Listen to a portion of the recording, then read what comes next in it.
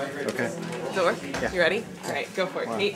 Okay, I am here from Washington, D.C., our nation's capital, and come from a city of a lot of power and privilege and ambition. I work at Georgetown University, which you could say, we say that you could assume that 1 in 2, if not more, students that come to Georgetown really truly believe they will be the next president of the United States. And I think that's actually true of a lot of people in my city. So, there's a lot of power, privilege, and ambition in this city. The metro area is home to 6 million people. The actual city is only home to 600,000. So it's a very small city in the midst of a huge metro area. And so sometimes there's very much a sense of there are two cities. It's not always the sense that it's the one small actual District of Columbia in the midst of this metropolitan area, but actually sort of those who are part of transient, which would be Washington, that would be the DC, so the District of Columbia, those who are here on like a 2-year basis, whether they're in a bureaucratic position or they're in a political position, they're always coming and going. They're the young people that are here for their job, here for their career, and then they go, this very transient District of Columbia population. Then there's a Washington population, the Washingtonians, who are often the African American population that have lived in the city for ages, for generations, and one ministry, whenever anybody introduces themselves and they're from Washington, you have to knock the table because it's sort of rare that someone's actually from Washington, D.C. So, next slide.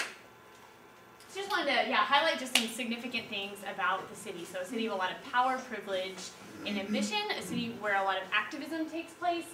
As I ride my bike and, go back. As I ride my bike and just, my bad, stay in the city and sort of like running back and forth by the Capitol, every day you just see these large groups of folks with matching t-shirts, whether they're there for like a tour or for a lobbying affair of some kind. This is just a very common affair in our city, just to see people that are there on like a one-day basis, and it's like this major DC project. But underneath, in the Washington section of the city, I'd like to highlight 3 major issues. So first, education. There's a picture up there of Michelle Rhee, who is our former DC Chancellor of Education. She's recently been highlighted in the Waiting for Superman movie. Has anyone seen that yet? She does look pretty scary there.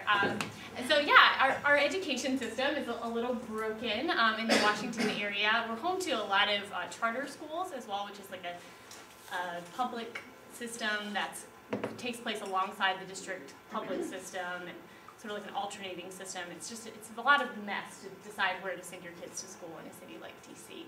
DC is home to the highest number, 47% of people in the district have a 4-year degree. However, 36% of the people that live in the city are functionally illiterate. And so you can just imagine, what is this, and what is just this city where it almost feels like 2 cities are existing alongside one another. Second issue I'm going to highlight is affordable housing.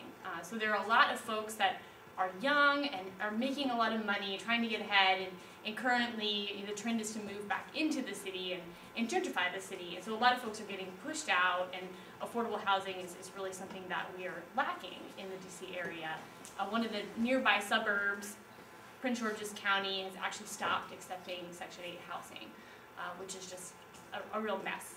There's just a lot of issues of suburban poverty, which we've been trying to figure out ways to network with different area staff that live in suburban areas to think about how the issues that come up with suburban poverty around transportation and resources and things like that. So a lot of homelessness that exists because of that. The third issue I'm going to highlight is AIDS. We have the highest AIDS rate in the country. 3% of our population is HIV positive in DC. And most of that is concentrated in African American neighborhoods, and particularly men who have sex with men, which is not necessarily homosexual men, but men who have sex with men in the DC area, sort of known as like a mecca for particularly black men. So, next slide. So our program history. There was a former Georgetown staff, Jeremy Cook, who was here in the early 2000s, and he lived on the same street where I live now, and I now live in the program house that used to be, I live in the house that is not the program house now, but used to be where the program was held.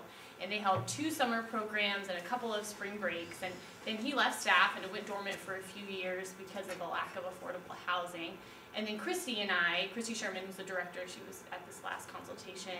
She's on sabbatical right now, so I'm kind of the fill-in staff right now. And we moved into the neighborhood, into Anacostia, which is in southeast DC, in summer 2007. And so really the program has been resurrected and built off of the backs of the two of us moving in with a passion for urban ministry, trying to get to know things going on in the neighborhood. So at this point, we've run 4 years of spring break plunges and 3 projects. Next slide. Yeah, so these are just some groups that we've connected with. Christy and I have, we're very different people and have very different giftings, which the Lord has just really used to bless us to stretch out in a couple of years and meet tons of people doing tons of different things. So Christy goes to a Mennonite church, which is intentionally black and white, which is very unusual in the DC area. And she's also active with Southeast White House, which is a mentoring program for kids in the area. And she's connected to Little Lights, which is it's an Asian-run ministry in a local housing project. And I go to an African-American Catholic church and work with the DC Public School, and am connected to HIV meal service in the area. So, and we're friends with a lot of people that are doing intentional living in the city, and just through that we've been able to place students in internships. And one of the internship sites that we just really love is a group of adults that have moved into a suburban area of Virginia, which is about maybe like a 10-minute drive from the district, and moved into a Latino apartment complex and have started just a huge blossoming ministry in just this apartment complex. And so every summer they'll take 1 to 2 of our students, and it's just probably the best opportunity that we offer. So that's called Casa Lagua. These are just some pictures of different people that we know. A couple things about our spring break. Our spring break draws from every chapter in our area. Currently we run between 2 to 3 spring break weeks every year. About 40 to 60 students are served every year.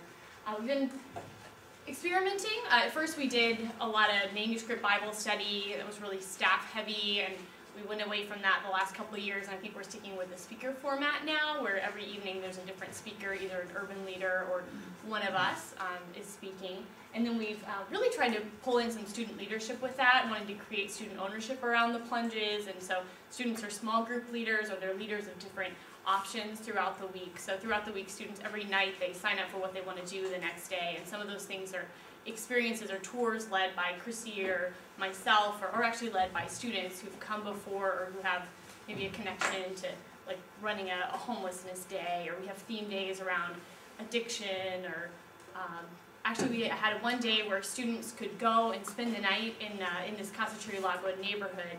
They could spend the night in the home of an immigrant and follow the immigrant for the entire next day.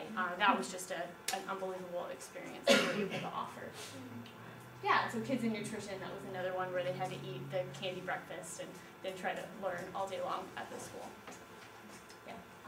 And so for our summer is more like an extended internship program. So students are placed in one of 3 sites. So either they're placed with this Casa Lagua ministry in Virginia, in Deanwood with Peace Fellowship, which is Christy's Mennonite church, or in Anacostia in my house with my Catholic church. And and students are getting internships either with those church ministries, or at my site we do a little more secular nonprofit model, and with Southeast White House, which is a mentoring program. And so they're in their internship sites Tuesday to Friday of each week, and then Mondays and Saturdays are our team days. We do teaching and a lot of time for touring. A lot of our students come just wanting to see DC, so we try to make sure that that happens at some time during the year.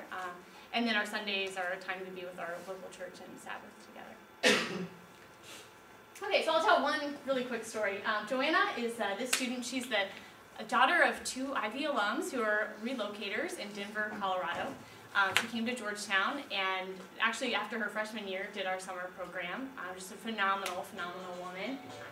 And she's partnered with the Center for Social Justice at Georgetown University, which is like an organization on campus that does basically plunges, but from a secular perspective. And so she's a leader for that program, and has been able to bring students into Casa Lagua, the neighborhood in Virginia where she interned this summer, and has just seen a lot of folks interested in Jesus for the first time, because suddenly they're seeing people that follow Jesus that are living holistically. So yeah, she's just somebody I'm really proud to be a part of her life. So thank you.